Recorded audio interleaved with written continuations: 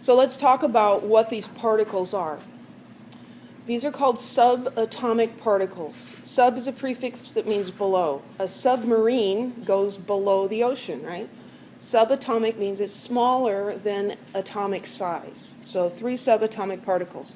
And you need to know these: protons, neutrons, and electrons. So those are their names: protons. That's not what I meant to do. Protons, neutrons, and electrons. The masses, well, it gives the masses here in kilograms. Are those big numbers or small numbers? Those are really small numbers. 10 to the minus 27, really, really small. Kind of hard to even grasp. And kind of a messy number to work with. And so, scientists have a way of making up units. So, you need a new unit, you make one up. So atomic mass unit was made up to be more on the scale of the size of these subatomic particles. Remember we talked about how we use the metric prefixes to size the unit so that it's similar in size to what we're measuring. So you would measure a distance to Fresno in kilometers instead of millimeters, right? Because then you end up with more reasonable numbers. So they devised this unit, the atomic mass unit, and it's defined in a strange way. It's 1/12 the mass of a carbon atom with 6 protons and 6 neutrons. You're like, what? They defined it that way for a reason. I won't get into all the details of that. But when we look over here, the mass of a proton in atomic mass units, 1.0073. That's really close to 1, isn't it?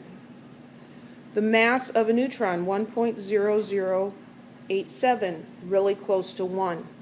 So what I want you to remember is that the mass of a proton is 1 atomic mass unit. The mass of a neutron is 1 atomic mass unit. They're not exactly the same size, but for our purposes, we can consider them to be the same. The mass of an electron is much smaller, 0.00055. That is so much smaller that we're going to say it's essentially 0.